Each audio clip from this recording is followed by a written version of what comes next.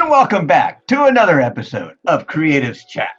Thursdays at 3:33 p.m. It's me, Rusty, with my pal Peter. So, Peter, tell everyone who we got lined up on our show today. It's going to be a good one today, Rusty. Me and this creative actually go way back. His name is Elijah, aka ALENAI. He's an electronic music producer, and in the daytime, he's actually an engineer. He's based in the Pacific Northwest and grew up really close to my proximity in Mukilteo, Washington, a small suburb outside of Seattle, and currently he's in Portland spreading his love and light. Ooh, let's get him on our show. Hey, welcome, Elijah. How you doing today, man? Hey, thank you. Doing great, man. How are you? I'm doing pretty good. So I'm curious, how is quarantine doing for the creative mind that is ALENAI? Going day by day. It's good. It's not much has actually changed in my work situation, and in my creative flow either. I was actually on quite a long break of putting out tracks recently. So interestingly enough, the quarantine sort of sparked that back up again. And, among keeping work going, I've been starting up production again. So it's been great. Dude, that's so awesome. And I don't know if any of you have listened to ALENAI. You guys got to check it out. It's one of those, it's the types of sounds that's not your typical electronic music. It's very soothing. It's meditative. And I think that's one of the most interesting things that really sparks my eye about your music is it takes you to that state of just, you could really just unwind, and it almost takes you that kind of transcending space where it just gets I would say it quiets the mind, but it gets the intuition going. Like you can just really tap into that just vibe, just good vibes, baby. Yeah, it's quite the compliment. Yeah, I appreciate it. I Man, think it's definitely what I'm going for. So that's awesome. Well, I guess I could say really is, what is the inspiration for that? Like, where does that spiritual connection come in your creative process? Yeah, I'd say it's really intertwined. All of my tracks, I try to wrap around a theme of some sort, and usually, I think what I find is that I'll be thinking about something and really sort of meditating on an idea, and then write a track and make it a central theme, and try to bring the vibe of that feeling or that that emotion or sound and bring it into that track.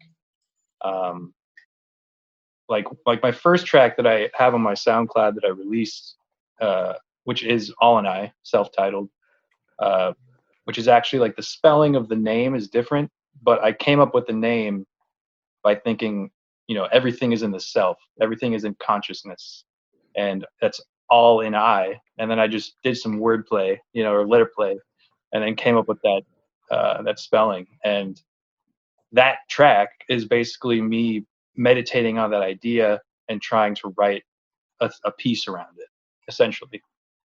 I love it, man. I love it because it's so true. It's that concept of, we really do. I see each being as a god of creation, of manifestation, and it's when you tap into that window of awareness that is the self, you can tap into everything, that universe within. So, dude, I didn't even know that about your name. That blows my mind. I love it. Next level. Next level.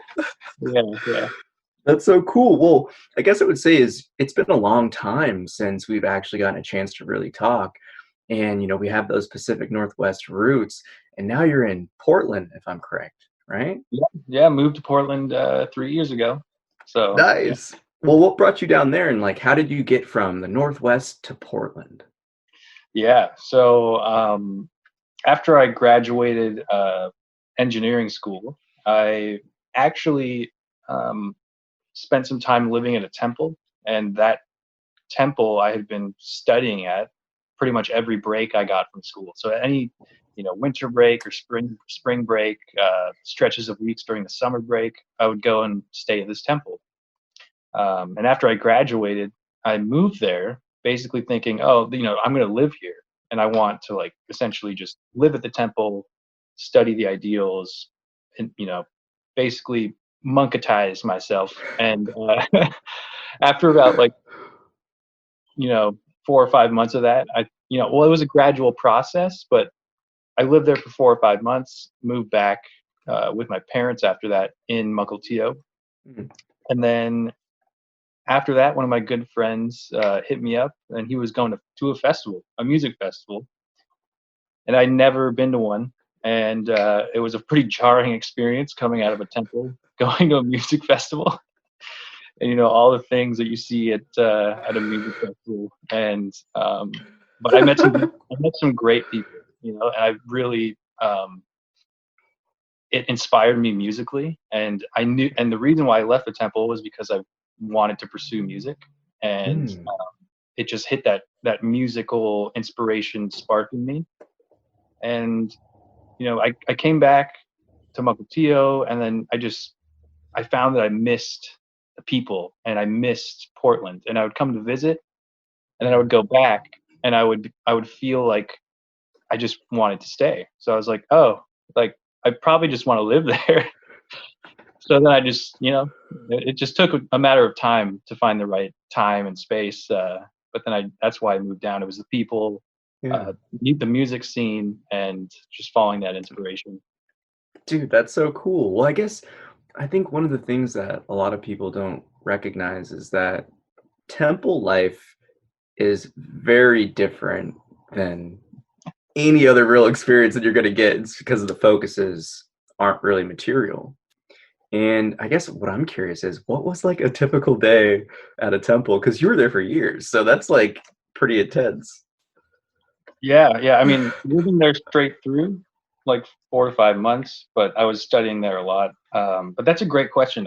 Because yeah, I think one of the most common misconceptions I get, and I feel in talking to people, is that temple is a peaceful place, which it is at times, but a lot of the times it's not.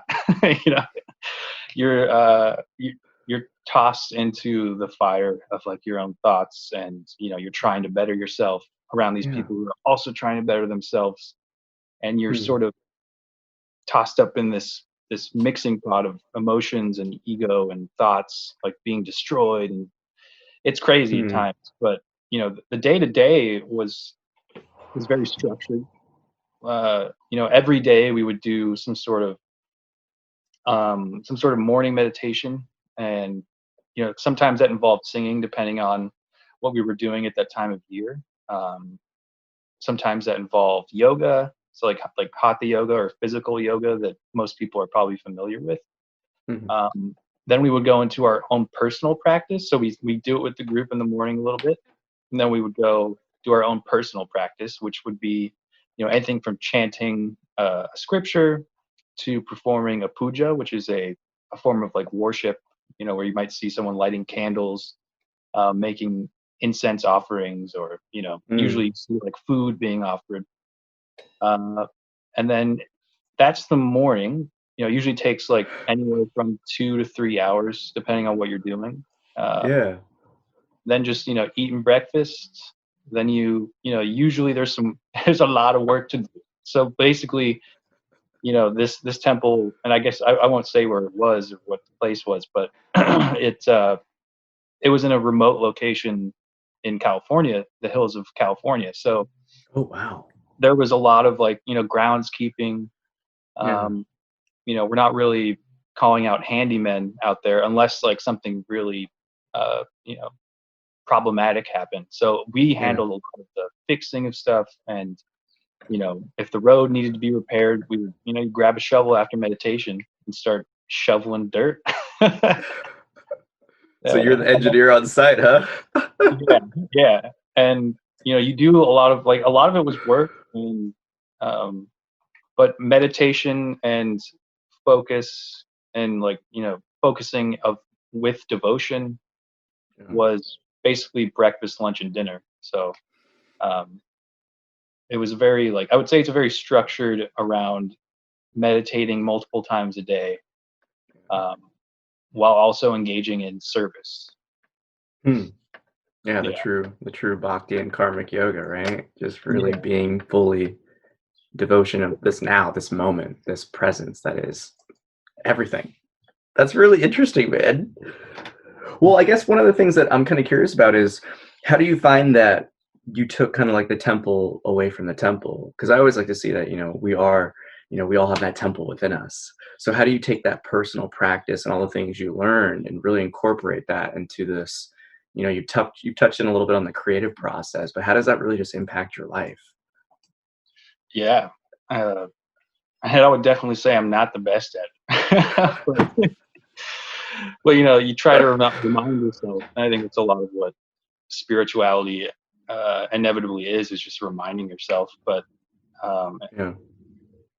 it's funny what you said reminds me of something one of my gurus said, which was, I asked him one time, we were leaving the gates, and I asked him, like, man, like I get really sad, and I've talked to other people who get really sad too when they leave the temple and they have to fly away. Like, how do you handle just like leaving the temple and like going into the world?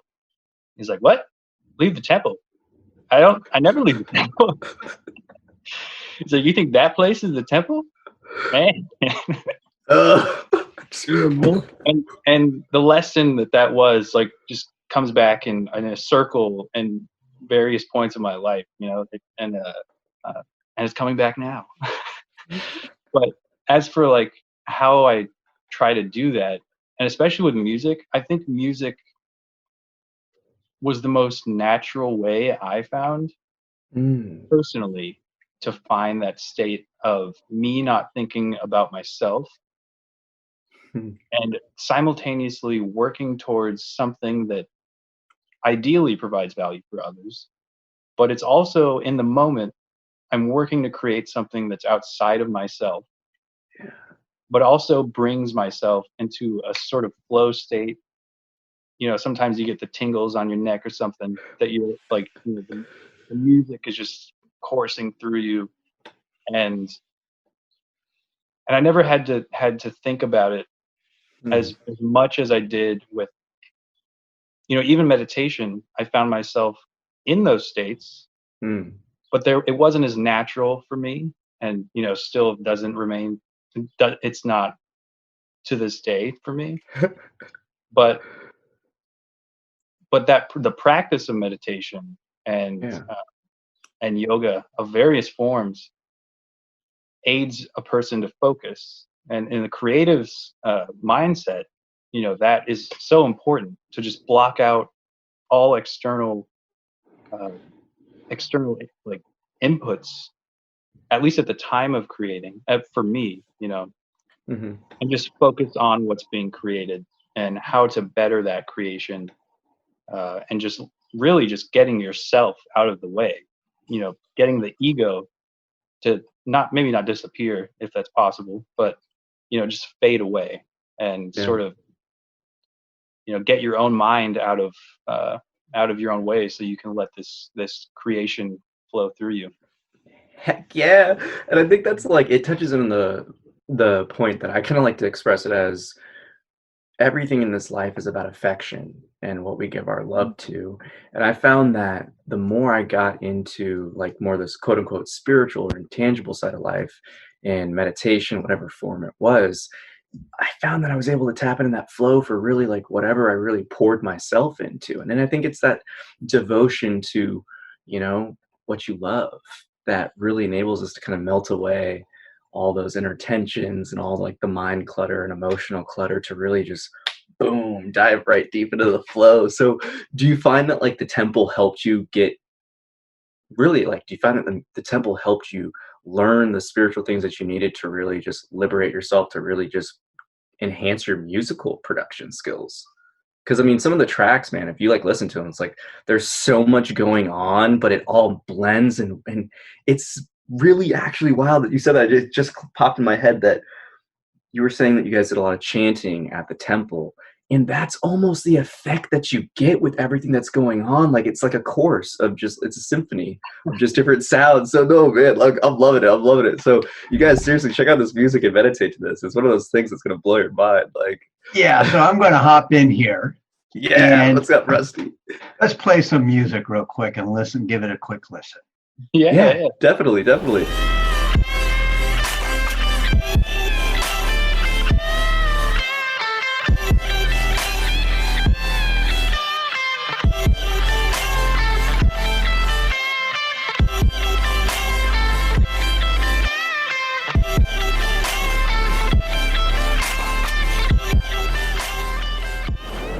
the tracks are all good in their own light. I think that's one of the beautiful things about it. It's like, it's very much so kind of like the experience of life. You know, each moment has its own beauty.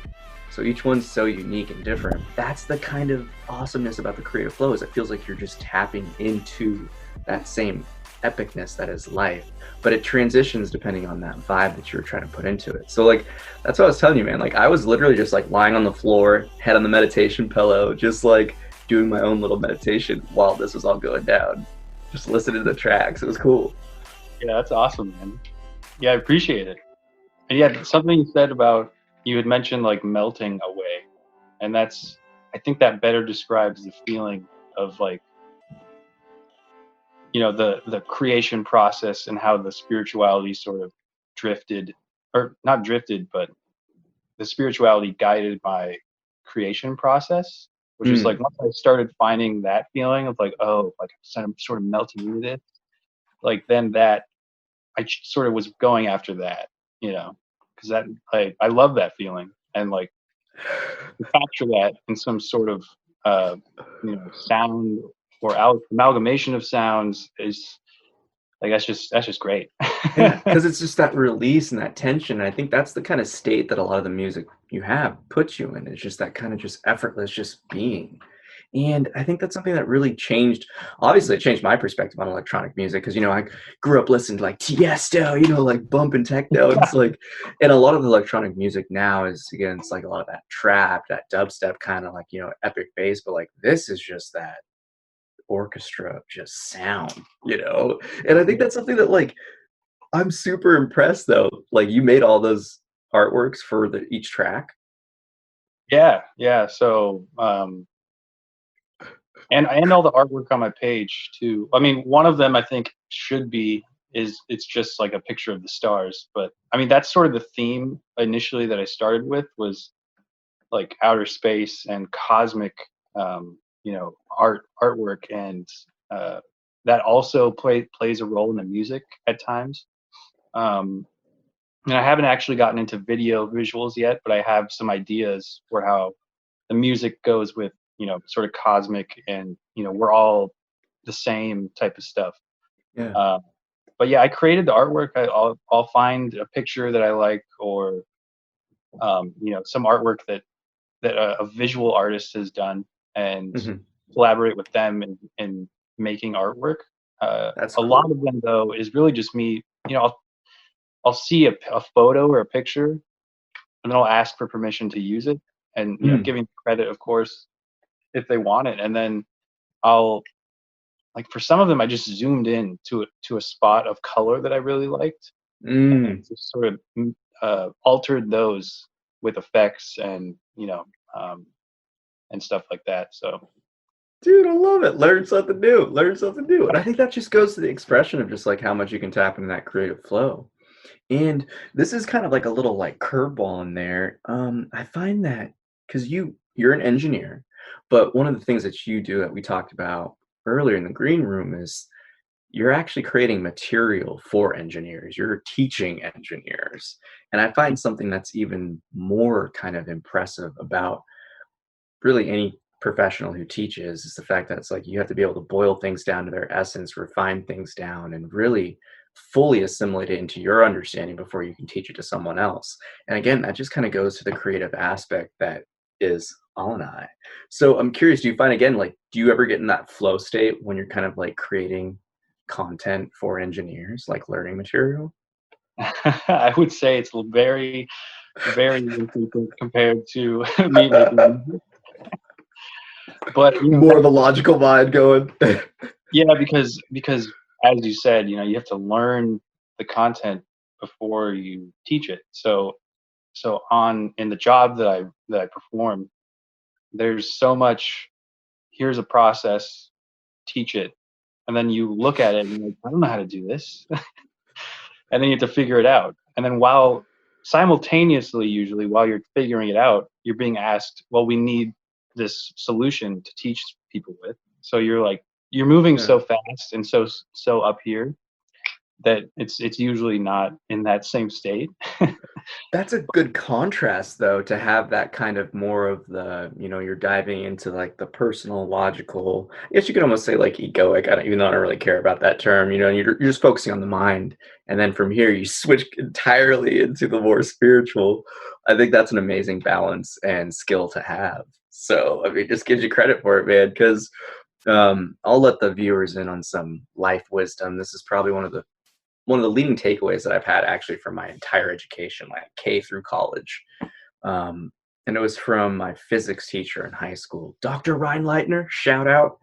You weren't very friendly, but you dropped some truth bombs out there. And the one thing that he said that always stuck with me, and I think it's really impacted like my spiritual search, my teaching, is you don't truly understand something unless you can teach it to a child. And that like blew my mind, because he was talking about he taught his kids that were like in second grade and first grade like trig, so I was like, I just had this question, I was like, how did you do that, man? He was just like, well, Mr. Lucas, he had a very interesting voice. And then he dropped that line, and for some reason that's just something that's like really echoed through my heart like through this entire life. So it's interesting that you have that ability to really, again, like, people don't give teaching as much credit as it deserves, because it does take that other level of introspection to analyze something objectively and be like, okay, well, how would someone else get it? Because so many people, I feel like, focus on themselves this world. Yeah. Well, the interesting thing about someone who's really good at something they do and they try to teach it is they usually figure out that unless they've taught before, that they're not always the best at teaching, because they just know the subject. And it's just like, well, like, you have to break it down into, like, like you said, break it down into the simplest elements to present to someone to build up. And yeah, I mean, I feel like a lot of my science teachers in school, like, some of them were very bright, but just terrible at teaching, and not to their fault. They were learning how to teach, but you realize, when you're talking to them one on one, it's like, oh, like, they know so much, but they don't know how to relay it to someone. Yeah. And that's super key for teaching. Is to understand the basic level where someone might be coming from. Yeah. Yeah. But that's Well, awesome that you learned that from, that your science teacher in high school, like, gave that lesson to you, and it's carried with you that whole way. It was such a quick comment, but that's, I think, the most powerful stuff in life, right? It's the subtleties that really bring us and drive us home to those deeper truths. So, I mean, like, I think that's one of the things, though, is, do you feel like that temple mentality, do you feel like what you gain spiritually from that experience has impacted, I mean, obviously impacted how you see the world, but do you think it's impacted the way you operate? Oh, totally. Yeah. I would say, and again, like, I'm not the best at keeping up meditation all day, or, like, y- incorporating all philosophies and practices into my life. But as a person, it's totally changed everything about me. And, Yeah. the person that I am today is so much influenced by what I experienced there, what I learned there. So definitely it carries with me today, even though I moved away and I'm not even in contact with those teachers much anymore. But I think about them a lot and what they've told me and taught me, and so Mhm. it's very much a part of who I am. Yeah. That's beautiful. And I guess that's the thing where it's, we're always kind of connected to the people that have given us those imprints, that have given us those opportunities to really pivot our life. So that's something that I always just feel that oneness, we're all connected all the time, whether we recognize it or not. Right. Totally. Yeah. And speaking of being connected, Hey.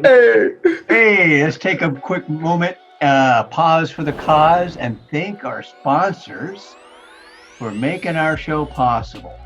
We'd like to thank We Are Historically and our latest sponsor, Loyalty Gutters, keeping us dry in the Northwest. Check them out, show them some love, because we wouldn't be here without them. Back to our show. Well, I guess one of the things that I'm kind of curious about is, like, In terms of your transition leaving the temple, how did that decision come about? Yeah, that was a tough one. Um, Mainly because up until that point, I was in of the mind that I was going to be living there and that my whole life would be spent maybe not in that temple, but at a temple of some sort The or monk life. worshiping, yeah, a monk life essentially. And um, I graduated college. I finally, for years, I was waiting for that moment where I would be able to live there and just focus completely on that as much as I could. And then I got there, and um, I started to just live in it, and this desire of music, which was already there before. I was creating music on a guitar before, just acoustic. Yeah. But then I just got this feeling that like if I didn't try to make this a thing and see where it took me, that I would eventually regret it. And Mm. I could go down the monk road, but at some point I would feel like, well, what would have ever happened if I had just like tried to make music? And you know, and my feeling at the temple was I can't do it the way I want to do it when I'm Yeah. living. You know, uh, Hmm. so I decided to leave, and it was a long process of an internal struggle of essentially a killing of an identity that I had sort of aligned myself with, which ironically enough is another form of ego. And it's like but it's like, oh, it's spiritual, so it's like different. But it's just like I had identified with me going down this path, Yeah. and to suddenly realize that I knew by a feeling that I had to leave and do this other thing. That was a Yeah. long process of accepting that in myself, and Ooh. and that was tough. But the toughest part after that was just telling other people and people in the community, and then like having to set it in motion, and then just sort of essentially just breaking away from that life. And Hmm. uh, but man, was it worth it. I Oh yeah. the the creation and freedom that I have now essentially is, yeah, it's just I love it. Yeah, and I think that's kind of like the cool thing about life and the timing of things is that they arise when we're ready, and it arises when it needs to.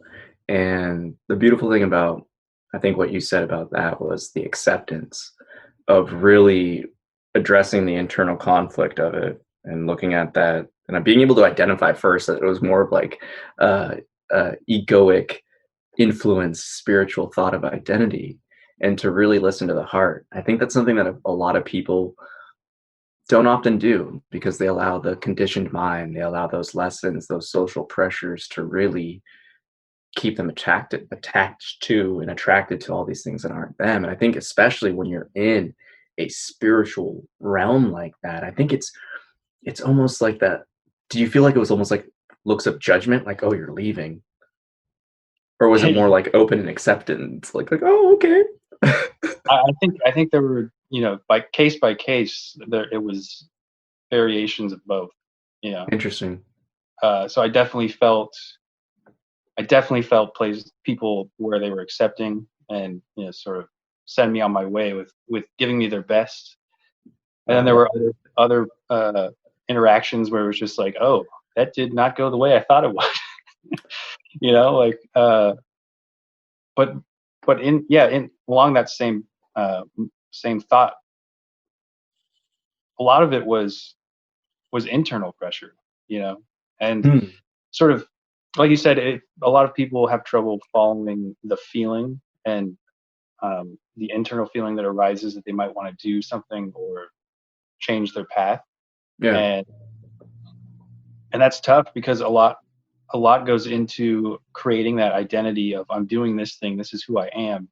And if you're changing that, it's sort of like trying to change like the momentum of a ball rolling down a hill to the new Ah, destination. Like yeah. there's weight behind that, there's like gravity behind it, and Yeah. it's I don't know, that because that was like the toughest part, was just changing the momentum and thought train of my own self. Yeah.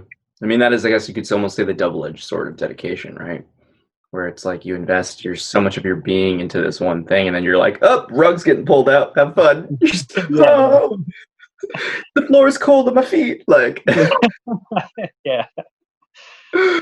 oh, that's so interesting, though. I mean, I'm never. It never ceases to amaze me just the beauty that is these opportunities of such like that. Because it sounds like, honestly, it just drastically changed your world. And I mean, I'm sure in those types of situations, some type of healing went on. Oh, definitely. Yeah.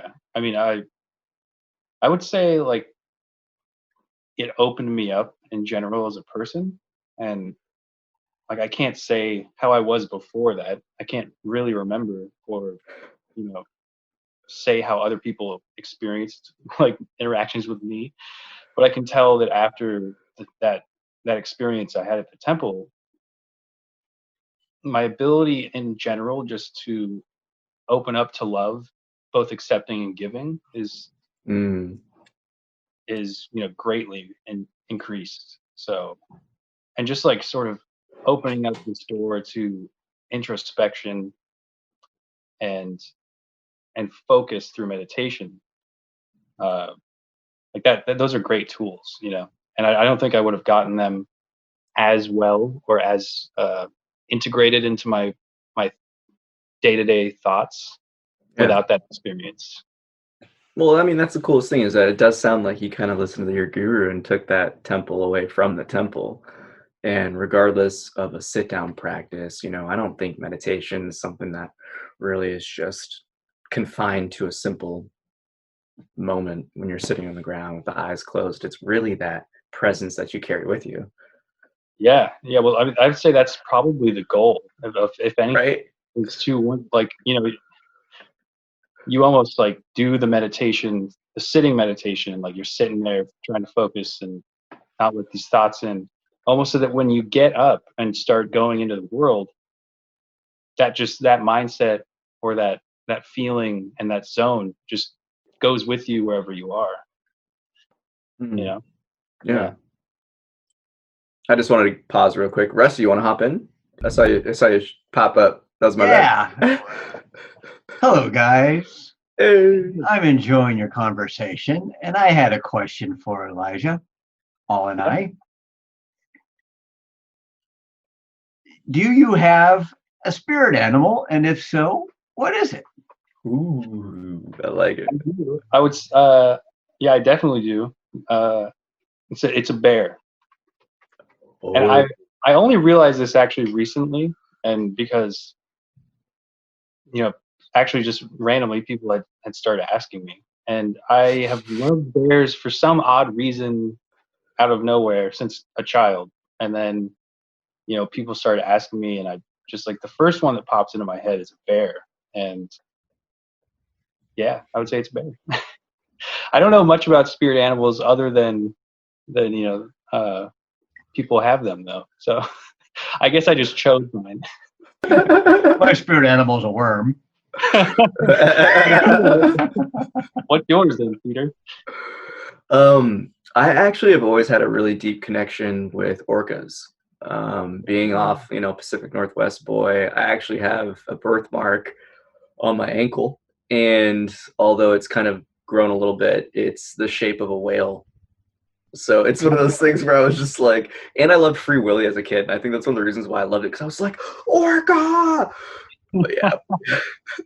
But I find it's funny, man, like you ended up in the one state that has their animal as a bear for the temple. I didn't even, California. Yeah, in California. Proof to the pudding, huh? I didn't even think of that, but that's a good correlation then. Well, that's funny, man. It's even better then, right? Yeah. Well, it's been a pleasure having you on our show. We got to have you back in again in the future. Oh, yeah. Hey, thank you, Rusty. I appreciate it. Well, thank you. Thank you for your time. Do you have any closing thoughts? Anything you'd like to do? Any final thoughts you'd like to share with our viewers? I guess during this time, I would just say, especially if you're creative or even if you're not, just try not to totally overpressure yourself.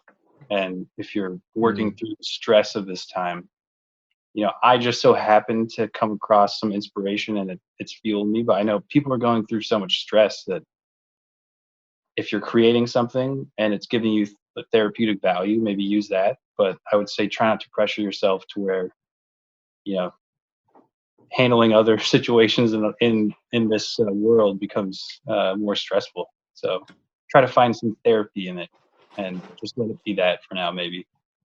Sage advice. Thank you so much, Elijah. Thank Love you. and peace. Thank you so much. Everyone, again, it's been a quick and fast episode. It's amazing how much ground we covered, but every minute of this is gold. Check out our other episodes on our Facebook page and our YouTube channel. Until next Thursday at 3:33, have a happy always. That concludes this episode of Creatives Chat. Thank you for watching. Join us every Thursday at 3:33 p.m. Pacific Daily Time as creative minds get together and chat about who knows what. View more episodes on our YouTube channel. Don't forget to like and subscribe.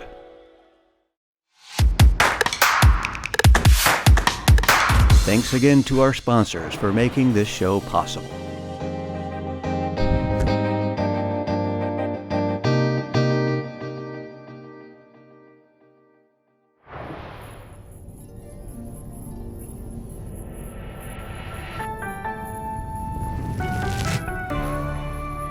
Thanks for joining us.